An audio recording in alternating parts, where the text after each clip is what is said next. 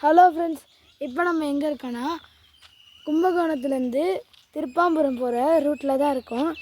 இந்த ஊர் பேர் இப்போ நம்ம நிற்கிற இடம் திருச்சிராப்பள்ளி கோவில் தான். அந்த கோவிலோட குளம் தான் இது. இந்த குளம் பேர் தாமரை குளம். எவ்வளோ தாமரை இருக்குது பாருங்கள்.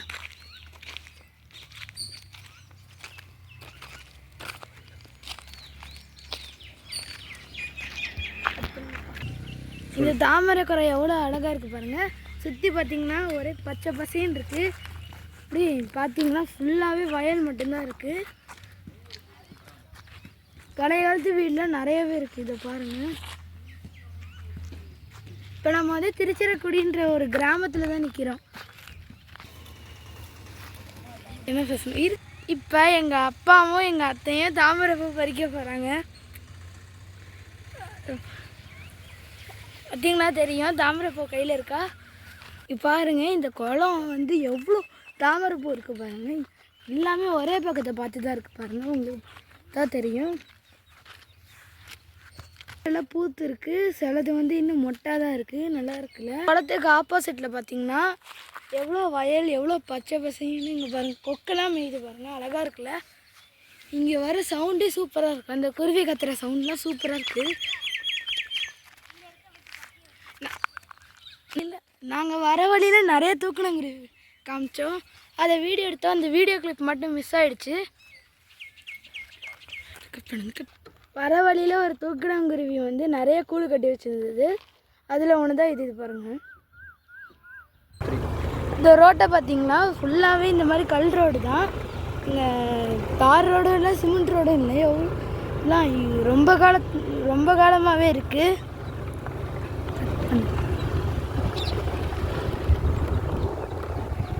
பாருங்க, ஃபுல்லாகவே வயல் தான். எவ்வளோ பச்சை பசேன்னு இருக்கு பாருங்க. அந்த பக்கமும் வயல் தான் பாருங்க. இந்த கிராமம் பார்த்தீங்கன்னா நல்லா பச்சை பசேன்னு தான் இருக்குது. ஆனால் ரோடு தான் சரியில்லை. பாருங்க, ஒருத்தவர் வயலுக்கு மருந்தடிச்சுக்கிட்டு இருக்காங்க. நல்லா இருக்குல்ல, அழகாக பார்க்க.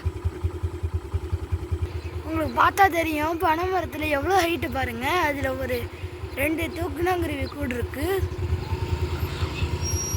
பாருங்கள். எவ்வளோ அழகாக இருக்குது பாருங்கள். ரொம்ப அழகாக இருக்குது. இந்த மாதிரிலாம் யாராலுமே கட்ட முடியாது. இதுதான் இயற்கையோட படைப்பு.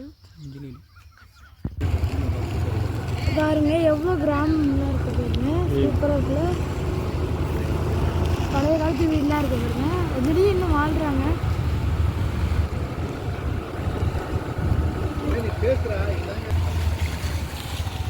இதான் திருப்பாம்புரம் போகிற, நாங்கள் ஒரு ராகவேத கோயில் சொன்னால அதுக்கு போகிற வழி இதுதான். நேராக போகணும். இதான் பாருங்க, இப்போ நம்ம ராகவேத கோவிலுக்கு வந்துட்டோம். நல்ல பெரிய கோவில் தான்.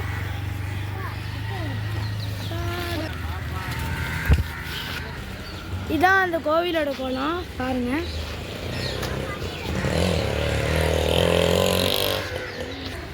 பாருங்க, இதான் அந்த கோவிலோட என்ட்ரன்ஸ். இதான் ராகவேத ஸ்தலம். எவ்வளோ கூட்டமாக இருக்குது பாருங்க.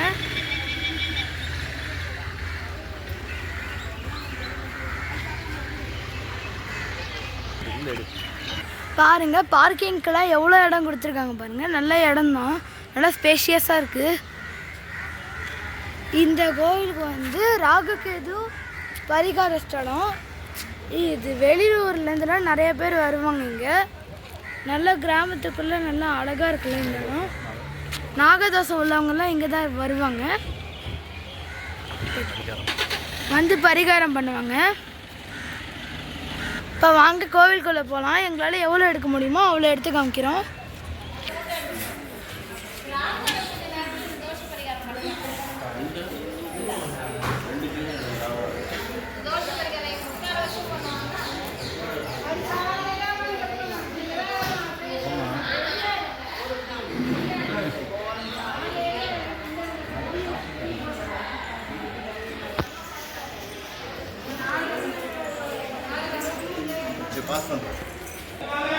இதுதான் பாம்புரநாதரோட சன்னதி. வாங்க உள்ள போகிறேன்.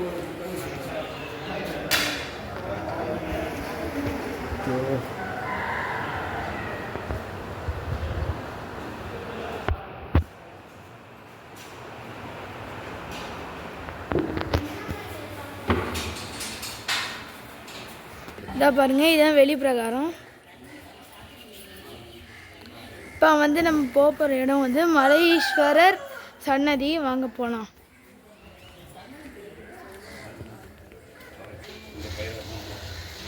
இதை பாருங்கள், இதான் ராஜ விநாயகர் சன்னதி.